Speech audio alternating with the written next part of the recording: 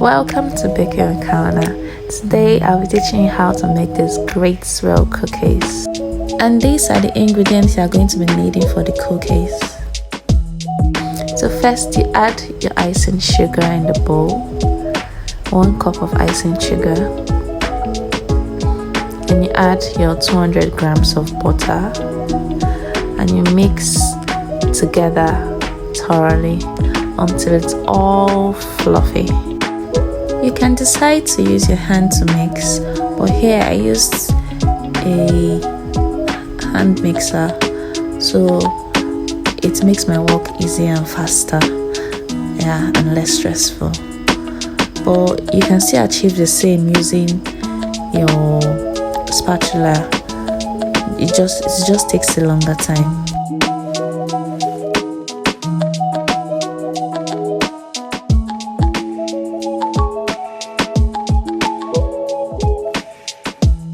After mixing it together, next you add 2 tablespoons of milk, evaporated or whole milk, anyone you prefer. Then you add your flavor. I used vanilla flavor here. You can decide to use strawberry or anything you like. Then you mix together again.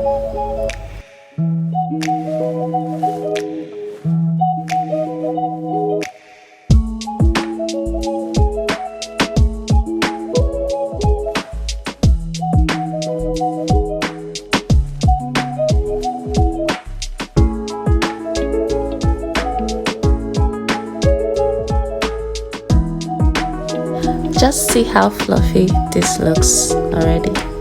Next, you're going to add your plain flour.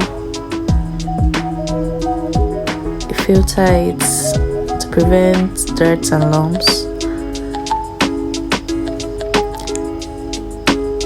After which, you mix together.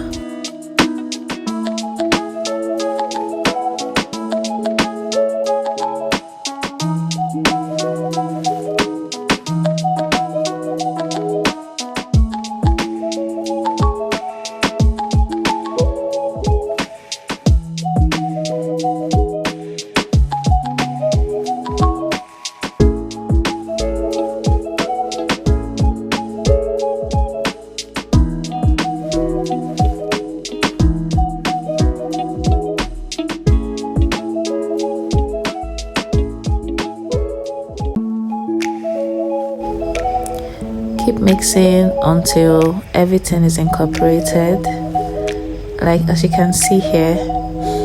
Just see how creamy and fluffy it looks. The consistency is wonderful.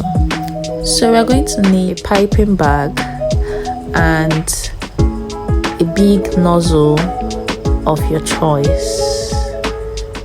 I decided to use 2 different nozzles to give it like different designs. Then you place the nozzle inside the piping bag.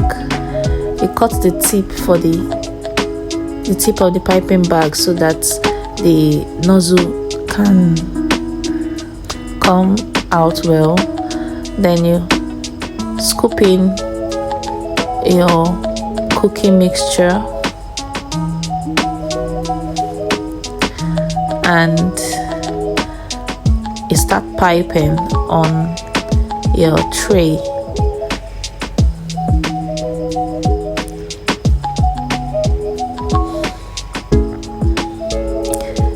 For your baking tray, you want to line it with a baking sheet and baking paper. This will help prevent it from sticking to your baking tray. But if you cannot get a baking sheet or paper, what you can do is line your tray with butter or margarine. Yes, so your cookie don't stick to the tray when it's ready. So here you can see I'm piping. Just swirl the cookie round and you can get the shape you want. You can make different designs depending on what you prefer or what you like.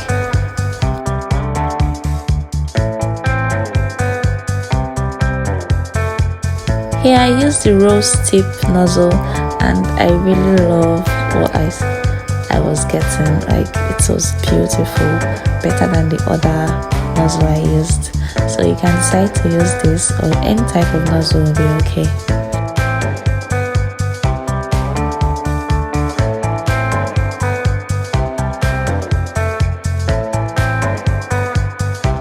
Now we are done piping our cookie, and it looks beautiful.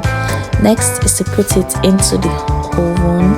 I used an electric oven here, so I put it, degree was 120 degree, and I allowed it to bake.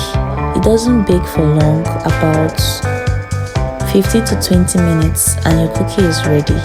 Yes, how you know your cookie is ready is the sides of the cookie will be turning a bit golden brown. Don't wait for it to get too brown, if not it would have gotten burnt by then.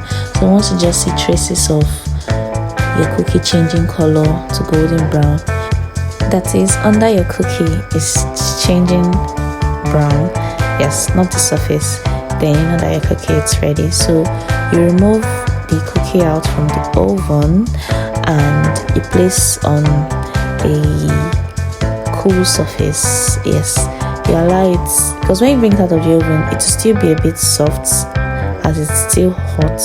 So you want to allow it get cold. So when it gets cold, you find out it has this it's strong enough, yes, and it has this texture, like a biscuit texture, cookie texture, where it breaks and looks all pretty, yeah, and crunchy. This cookie is the bomb. You can come from my house with you. You can enjoy this with a cup of tea, milk, drink, anyone. Thank you.